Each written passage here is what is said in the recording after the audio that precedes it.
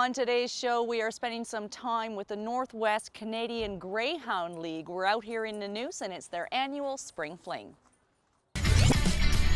On today's show, chess and politics with MLA Leonard Krogh, fine art printing, and will Derek and Todd get stumped? It's another edition of Clocked. That and more in the next 30 minutes. You are watching Go Island on Shaw TV Channel 4. I don't think I've ever been around so many greyhounds at once. Most of the greyhounds here have been rescued from their careers as race dogs. Every dog has a story. We're going to meet some of them later on this edition of Go Island. Talk to a woman who has adopted or fostered more than 50 greyhound dogs, and another woman who is about to take home her very first one. We're going to start things off though in politics. The election is obviously over, and Leonard Krogh, MLA for Nanaimo, was once again elected. I had the opportunity to sit down with him recently and compare politics to chess. There's a lot in common.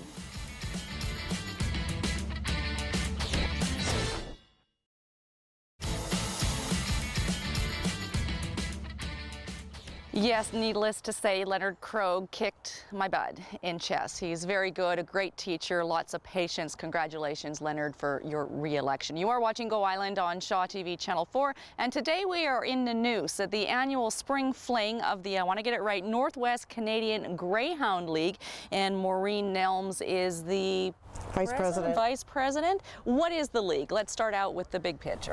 For the most part, we get greyhounds from the racetrack in the States, and we find them good homes. Occasionally we take greyhound crosses and greyhounds that are bred in Alberta or Saskatchewan for hunting coyotes. Okay, and is the life of a racing greyhound a terrible one? Well, it's not what you or I would think of as a pet. They're Right. basically kept in crates for most of the day. They're turned out to go to the bathroom. They're fed in their crates. They wear a muzzle all the time. And yeah, they're not pets. They've never been in a house. They've never gone for a walk. They've never seen glass or mirrors or had the affection of a companion and a human. Yes, they're sort of always surrounded by other dogs, but not the people that work with them are there to clean the pens and feed them, and that's it. And who's this? This is our new dog, Gabrielle. We just adopted her in February. She came up in the last load of dogs we brought up, and we have another 11 dogs coming on June 1st. And they're all going to arrive at your place? Hopefully they're not all going to arrive at my place. Some of them are actually being dropped off in the mainland, and then some are coming to my place and they'll spend the night with me, and then they'll be coming up here. A couple will foster here with Annette. Okay, we're going to talk about some of the details of that transport process a little bit later on, right here on Go Island.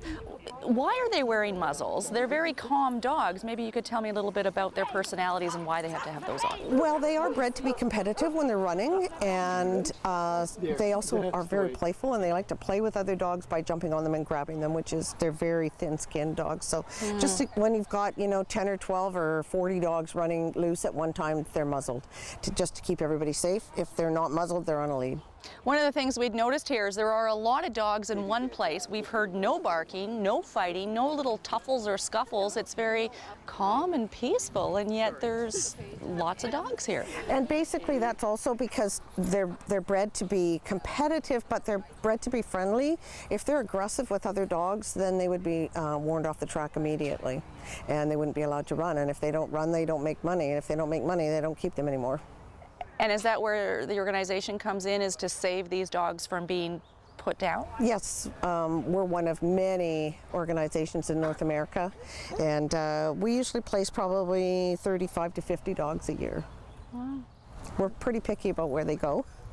There's a whole process to the adoption. There is application, home visit, education class, and then ongoing support afterwards.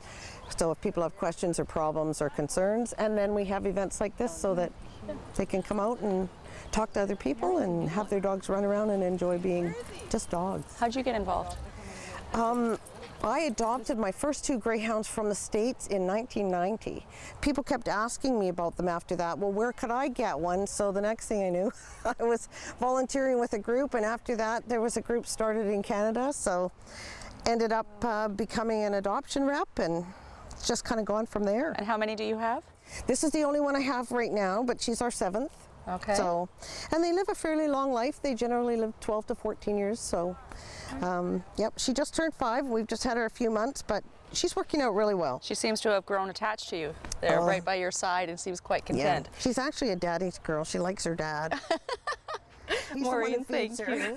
Thank you very much. welcome. We're going to meet some other greyhounds here at the Spring Fling later on this edition of Go Island. There's a woman here who has fostered more than 50, another one about to adopt her first. We'll be back after a short break. Still ahead today on Go Island, transferring images to art paper in newspaper style and based on a few vague clues. Will they solve the riddle in clocked? That and more still ahead today on Go.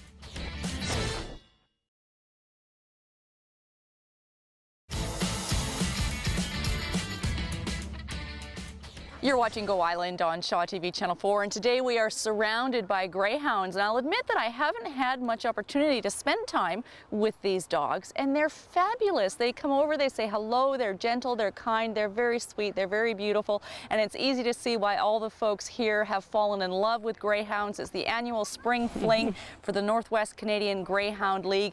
And they all have to get here somehow, and that's where Di McMahon comes in, because she volunteers to drive over the border with 11 dogs in your car. Well, only 6 in mine, 6 and 5 in somebody else's. We're starting to split it up now a bit, but. And you have a trip this week. Yes, we have one. We're going down on Thursday. We'll be coming back on the Saturday, June 1st.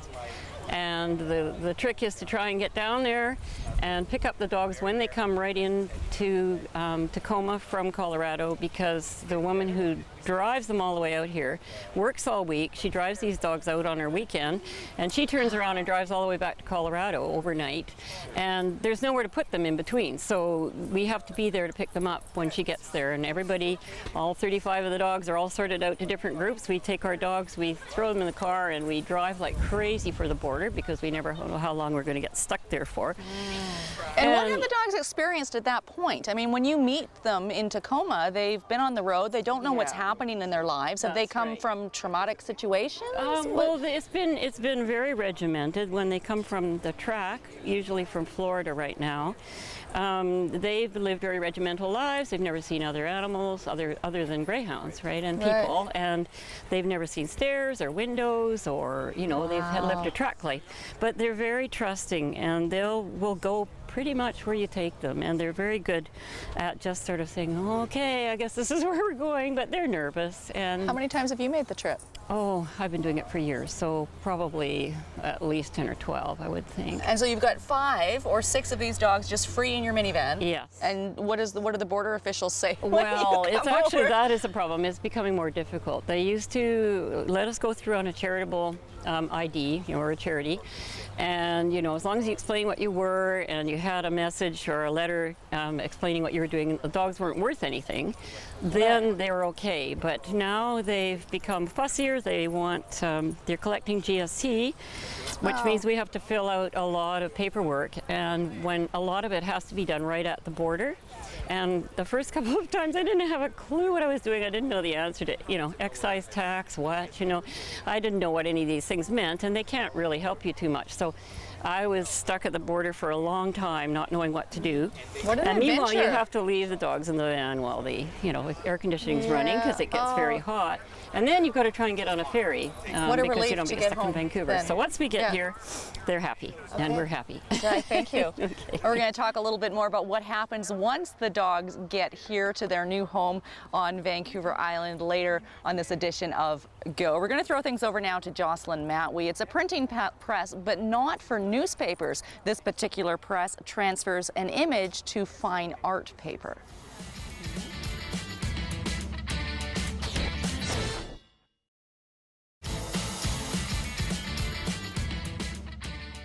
This is Maverick, and he is the first therapy greyhound dog on Vancouver Island. He's put in more than 300 of community service hours with St. John's Ambulance, and Brian's had him for 5 years now. 5 years. 5 years. You're watching Go Island on Shaw TV Channel 4. We'll be back with more from the annual Spring Fling with the Northwest Canadian Greyhound League on this edition of Go. Right now, here's your Get Up and Go calendar.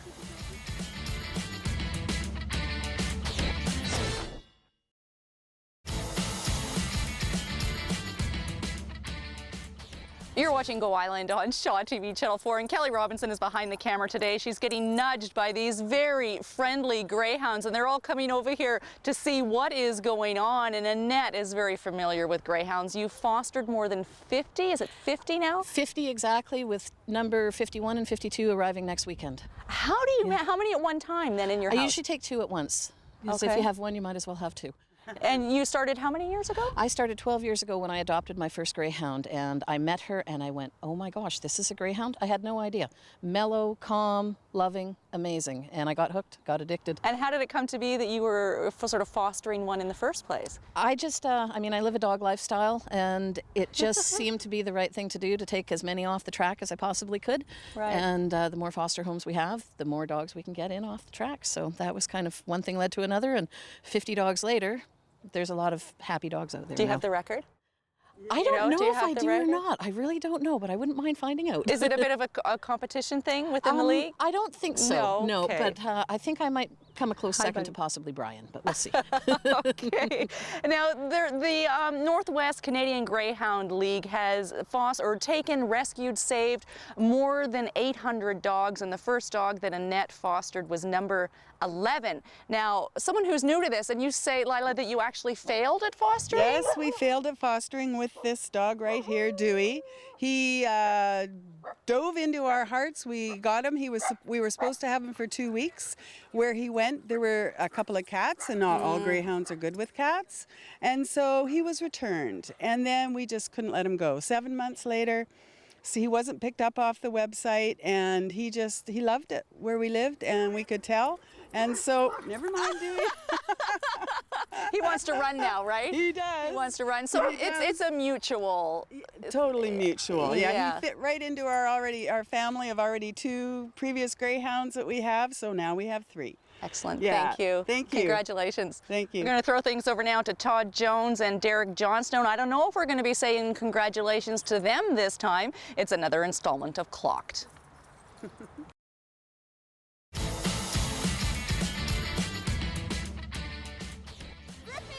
Hey, Mav! Where the hell are they going? And here they Now. come. Come on! He got a little bit distracted. These greyhounds can run 45 miles, not kilometers, mile per hour, and they are sprinters, not long distance runners. In their racing career, they would be raced about twice a week. Those races would last 30 to 45 seconds, and it really has been a joy to spend time out here today with the Canadian Northwest, or it's the Northwest Canadian Greyhound League. Thank you so much. You can get more information about adopting and bringing greyhounds into your life through their website. We'll see you next time.